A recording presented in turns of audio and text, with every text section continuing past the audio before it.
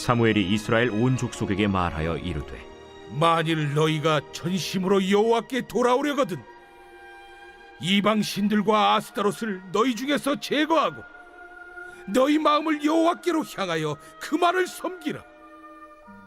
그리하면 너희를 블레셋 사람의 손에서 건져내시리라. 이에 이스라엘 자손이 바알들과 아스타롯을 제거하고 여호와만 섬기니라. 사무엘이 이르되 온 이스라엘은 미스바로 모이라. 내가 너희를 위하여 여호와께 기도하리라. 그들이 미스바에 모여 물을 길어 여호와 앞에 붓고 그날 종일 금식하고 거기에서 이르되 우리가 여호와께 범죄하였나이다 하니라. 사무엘이 미스바에서 이스라엘 자손을 다스리니라. 이스라엘 자손이 미스바에 모였다 함을 블레셋 사람들이 듣고 그들의 방백들이 이스라엘을 치러 올라온지라. 이스라엘 자손들이 듣고 블레셋 사람들을 두려워하여 이스라엘 자손이 사무엘에게 이르되 당신은 우리를 위하여 우리 하나님 여호와께 쉬지 말고 부르짖어 우리를 블레셋 사람들의 손에서 구원하시게 하소서 하니 사무엘이 전 먹는 어린 양 하나를 가져다가 온전한 번제를 여호와께 드리고 이스라엘을 위하여 여호와께 부르짖음에 여호와께서 응답하셨더라. 사무엘이 번제를 드릴 때 블레셋 사람이 이스라엘과 싸우려고 가까이 오매 그날에 여호와께서 블레셋 사람에게 큰 우레를 발하여 그들을 어지럽게 하시니 그들이 이스라엘 앞에 패한지라. 이스라엘 사람들이 미스바에서 나가서 블레셋 사람들을 추격하여 벳갈 아래에 이르기까지 쳤더라. 사무엘이 돌을 취하여 미스바와 센 사이에 세워 이르되 여호와께서 여기까지 우리를 도우셨다 하고 그 이름을 에베네셀이라 하니라. 이에 블레셋 사람들이 굴복하여 다시는 이스라엘 지역 안에 들어오지 못하였으며 여호와의 손이 사무엘이 사는 날 동안에 블레셋 사람을 막으심에 블레셋 사람들이 이스라엘에게서 빼앗았던 성읍이 에그론부터 가드까지 이스라엘에게 회복되니 이스라엘이 그 사방 지역을 블레셋 사람들의 손에서 도로 찾았고 또 이스라엘과 아모리 사람 사이에 평화가 있었더라. 사무엘이 사는 날 동안에 이스라엘을 다스렸으되 해마다 베델과 길갈과 미스바로 순회하여 그 모든 곳에서 이스라엘을 다스렸고 라마로 돌아왔으니 이는 거기에 자기 집이 있음이니라. 거기서도 이스라엘을 다스렸으며 또 거기에 여호와를 위하여 제단을 쌓았더라.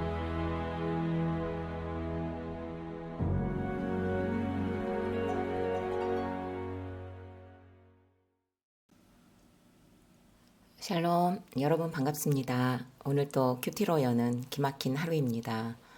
이 시간 우리에게 허락하신 본문은 사무엘상 7장 3절부터 17절까지 말씀이고요. 여기까지 도우신 하나님 제목입니다. 어제 본문에서는 여호와의 언약궤가 기럇 여아림에 들어간 지가 20년이 되었어요.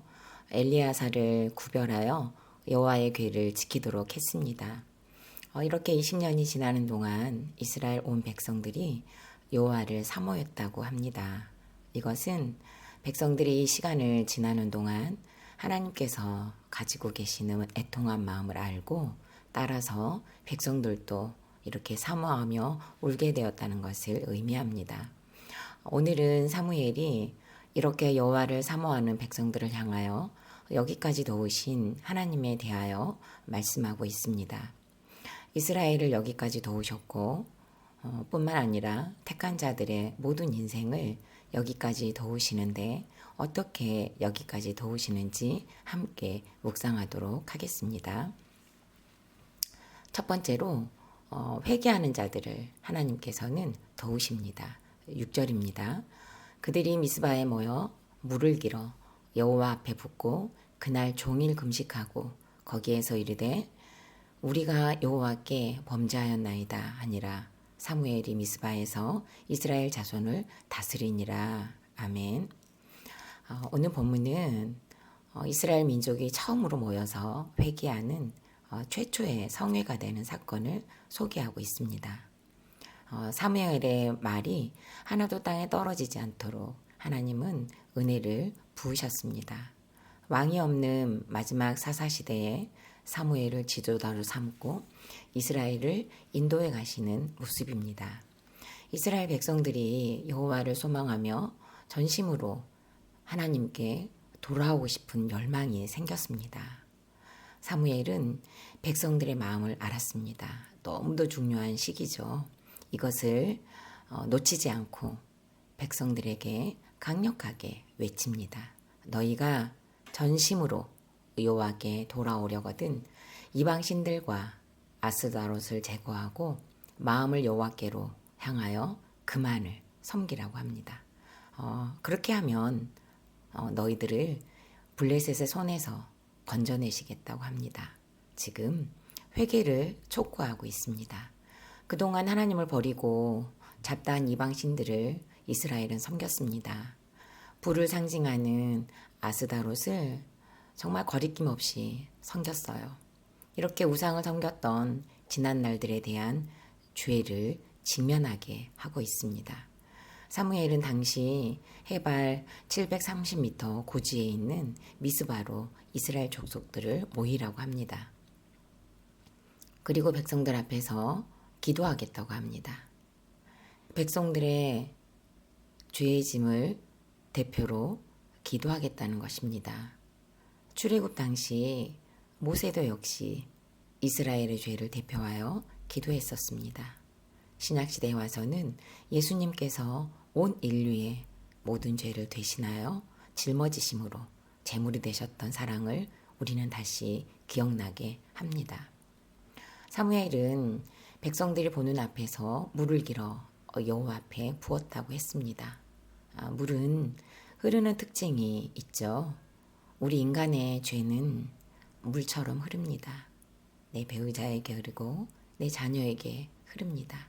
내가 알고 관계를 맺고 있는 사람들에게 흘러들어가는 것을 의미합니다. 그런데 이 물을 여호와 앞에 부었다고 했습니다. 이스라엘의 모든 죄를 여호와 앞에 붓는다는 것입니다. 우상을 섬겼던 죄를 붓고 하나님을 멀리했던 죄를 붓고 다음 세대에게 믿음을 계승하지 못했던 죄도 부었습니다. 그리고 욕심과 이기심의 죄도 여호와 앞에 부었습니다. 사무엘은 이스라엘의 죄를 물과 같이 여호와 앞에 쏟으며 고백을 합니다. 뭐라고 고백할까요? 여호와께 범죄하였나이다. 여호와께 범죄하였나이다. 이스라엘의 죄가를 오로지 아시는 여호와 앞에 백성들이 드리는 진실한 회개 기도를 지금 사무엘이 하고 있습니다. 사무엘만 하고 있는 것이 아니라 이 사무엘의 고백은 이스라엘 온 백성들의 고백이며 이스라엘 온 백성들의 회개였던 것입니다. 질문합니다. 나의 거룩을 방해하고 있는, 그래서 제거해야 할 습관, 중독, 우상이 있습니까? 죄의 물을 길어 여호와 앞에 붓는 나의 미스바는 어디입니까? 멈추지 않고 흐르고 있는 죄의 물줄기를 직면하고 말씀 앞으로 가져갈 수 있는 저와 여러분이 되기를 기도하시기 바랍니다. 두 번째로 공동체가 함께 기도해야 합니다. 12절입니다. 사무엘이 돌을 취하여 미스바 센 사이에 세워 이르되 여호와께서 여기까지 우리를 도우셨다 하고 그 이름을 에베네셀이라 하니라. 아멘. 이스라엘 자손이 미스바에 모였다는 소식이 블레셋에게 전해졌어요. 블레셋은 즉시 무장을 하고 이스라엘을 치러 올라왔습니다. 블레셋 입장에서는 지금 이스라엘의 모임이 배반의 행위라고 생각할 것입니다. 그리고 이렇게 생각한 것이 전혀 틀리지 않습니다. 미스바로 모인 것이 회개만을 하기 위한 모임이 아니었습니다. 온 백성이 하나 되어 죄를 회개하고 더불어 블레셋 압제에서 벗어나기 위한 기틀을 다지기 위함도 포함되어 있었기 때문입니다. 블레셋은 이스라엘이 뿔뿔이 흩어져 있어야 마음이 편할 텐데 이렇게 하나 되어 뭉쳐 있으니 위기감을 느끼고 싫어할 수밖에 없습니다. 지체하지 않고 그들이 가지고 있는 강력한 힘으로 이스라엘 향해 치러 올라왔고 이스라엘은 사시나무 떨듯 두려워하였습니다. 너무 감사한 것은 이스라엘 자손들이 두려워만 하고 있지 않고 사무엘에게 기도 요청을 하네요. 당신은 우리를 위하여 우리 하나님 여호와께 쉬지 말고 부르짖어 우리를 블레셋 사람들의 손에서 구원하시게 하소서라고 합니다. 기도를 요청하는 8절 이 한 절의 말씀에 우리라는 단어가 무려 3번이나 강조를 하고 있습니다. 이것은 지금 이 난간에서 우리를 구원하실 분은 우리 하나님뿐이라는 강력한 믿음의 호소요 고백인 것입니다. 사무엘의 부르짖음은 절대적 위기 상황에서 구원해 주시기를 바라는 구원의 호소가 되었습니다. 막강한 군사력의 블레셋이 두려움을 떨고 있는 이스라엘과 싸우려고 점점 가까이 오는 순간까지 임박했습니다. 어쩌면 배고픈 사자 앞에 있는 갓 태어난 어린 양과 같습니다. 제대로 싸울 힘도 없는 상태죠. 어찌할 바를 전혀 알지 못해서 두려워 떠는 이스라엘 같습니다. 기도하려고 모였으니 당연히 무기도 없었을 것입니다. 계획도 없고 힘도 없고 무기도 없는 상태이다 보니 정말 하나님만이 길이 되었습니다. 기도만이 할 수 있는 유일한 것이 되었고 기도만이 무기가 되었습니다. 아무런 힘이 없는 이스라엘의 기도에 하나님께서는 직접 싸워 주셨습니다. 가까이 왔던 블레셋에게 큰 우레를 내리셔서 그들을 어지럽게 하셨습니다. 이 당시 천체 지변은 하늘의 신이 화가 났다는 것으로 인식했기 때문에 블레셋이 얼마나 놀랐는지를 알게 합니다. 무기도 없던 이스라엘이 완전 무장을 갖춘 군대를 추격했다는 것은 실로 완벽한 큰 승리였음을 보여줍니다. 그리고 사무엘은 미스바와 센 사이에 돌을 세우고 여호와께서 여기까지 우리를 도우셨다고 에베네셀이라고 이름을 불러 기념비를 세웠습니다. 앞으로 대대에 길이 기억될 하나님의 도우심을 현재를 살고 있는 세대들만 아는 것으로 끝나지 않고 반드시 대대손손 여기까지 도우신 하나님을 기억하라고 세운 기념비입니다. 하나님께서는 저와 여러분도 여기까지 도우신 에베네셀의 기념비와 같은 간증이 있을 것입니다. 이 간증은 우리만 하는 것이 아니라 기념비로 삼듯 대대손손 계승해야 할 사명도 포함되어 있습니다. 이스라엘 백성들은 하나님의 역사를 기념비로 세워서 자녀들에게 알도록 했습니다. 지난주 부부 목장 모임에서 첫 번째로 믿음의 공동체가 하나님의 군대가 되어 나를 애워싼 간증이 있습니까? 라는 질문이 있었습니다. 남편의 나눔에서도 그리고 저의 나눔에서도 동일하게 뇌출혈 사건이 나왔습니다. 2020년 10월 30일에 찾아왔던 남편의 뇌출혈입니다. 새벽에 공사 현장으로 일을 나갔던 남편이었습니다. 그날따라 핸드폰을 가지고 가지 않은 날이기도 했습니다. 9시 30분경에 식탁에 앉아서 큐티를 하고 있는데 모르는 전화가 걸려왔습니다. 저는 개인적으로 모르는 전화가 오면 좀 잘 받지 않습니다. 그런데 이날은 왠지 받아야겠다는 생각이 들어서 받았는데 남편이 응급실에 와 있다는 겁니다. 처음에 든 생각은 이거 스팸인가? 라는 생각을 했는데 남편이 핸드폰이 없어서 가지고 있지 않아서 병원 전화로 전화를 했다는 말에 믿음이 가서 끊지 않고 통화를 계속할 수 있었습니다.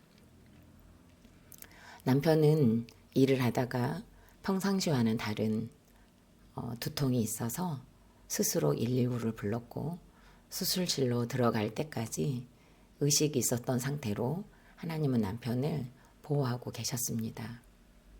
하지만 담당 의사 선생님께서는 이런 경우에는 30% 그 자리에서 사망, 산다고 해도 30%는 심각한 후유장애가 뒤따르고 그리고 나머지 30%는 수술 중에 사망을 한다고 했습니다. 그러니 지금 당장 장례식장을 알아보라고 하셨습니다. 그 당시 남편의 뇌출혈 사건은 저희 가정에 막강한 군사력을 가진 블레셋이었습니다. 저희 가정과 싸우려고 사망의 그늘이 되어 아주 밀접한 거리로 점점 가까이 왔던 시간입니다. 제가 할 수 있는 일은 그 당시 아무것도 없었습니다. 공동체에게 기도 요청을 하는 것이 유일한 방법이었습니다. 그리고 공동체도 역시 기도밖에는 할 수 있는 것이 없었습니다. 7시간의 긴 수술을 하는 동안 하나님께서는 큰 우레로 사망의 그늘이 가까이 오지 못하도록 하셨습니다. 또한 40년 가까이 담배를 피우고 있었는데요. 사역을 할 당시에도 담배를 끊지 못했습니다. 그러다 보니까 아이들을 데리고 수련회를 가게 되면 아이들은 강당에서 예배를 드리게 하고 남편은 몰래 먼 곳까지 가서 담배를 피우고 와야 했기 때문에 또 아이들이 또 방치가 되는 그런 시간들이 있었습니다. 그러다 보니 어쩌면 남편은 그 시간이 항상 어지러운 삶을 살도록 하는 그런 시간이었던 것 같습니다. 하지만 하나님께서는 그 어지러운 삶을 패하도록 하셨습니다. 그리고 가장 감사한 것은 기복의 가치관으로 똘똘 뭉쳐있던 남편이 뇌출혈로 인해 다니고 있던 교회가 멀어서 갈 수 없는 환경을 주시고 저희 교회로 다시 불러들이시며 구속사 복음을 듣도록 하신 것입니다. 그리고 지금 부부 목장에 붙어가면서 예배를 같이 드리고 있으니 이것이야말로 온전한 에베네셀로 여기까지 도우신 하나님이라고 저희 가정에서는 외칠 수 있습니다. 내일도 모레도 1년 후에도 10년 후에도 여전히 에베네셀의 하나님을 사모합니다. 사명을 마치고 본향으로 가는 그 순간까지도 하나님은 우리 모두에게 에베네셀로 역사하실 은혜가 있기를 간절히 기도하게 됩니다. 질문합니다. 나에게 에베네셀과 같은 기념비의 간증이 있습니까? 블레셋과 같이 나를 두렵게 하는 문제와 사건은 무엇입니까? 나의 작은 문제일지라도 공동체와 함께 기도할 때만이 에베네셀의 기념비가 세워짐을 믿고 소소한 일상들도 나누고 기도하는 공동체가 되기를 바랍니다. 이 사건은 블레셋이 이스라엘에게 굴복하는 사건이 되었습니다. 이스라엘 지역 안에 들어오지 못하는 시간이었습니다. 사무엘이 사는 날 동안 블레셋을 막으신 하나님을 13절에서 소개하고 있습니다. 더군다나 빼앗겼던 성읍들을 다시 되찾고 이스라엘의 지경이 회복되는 역사를 이루어 주셨고 이스라엘과 아모리 사람 사이에 평화가 있도록 도우셨습니다. 아모리는 가나안 원주민들 중에서도 가장 강력한 힘을 가진 족속들이었습니다. 언제나 이스라엘을 위협했는데요. 사무엘이 사는 날 동안에는 이스라엘에게 힘을 가하지 못했습니다. 기도하는 한 사람, 사명을 잃지 않은 그 한 사람의 역할이 얼마나 중요하고 큰지를 깨닫게 합니다. 오늘 이 하루가 미스바의 회개 운동을 하는 그 한 사람이 되고 에베네셀의 기념비를 세우는 그 한 사람들이 모두 되어지기를 간절히 기도합니다.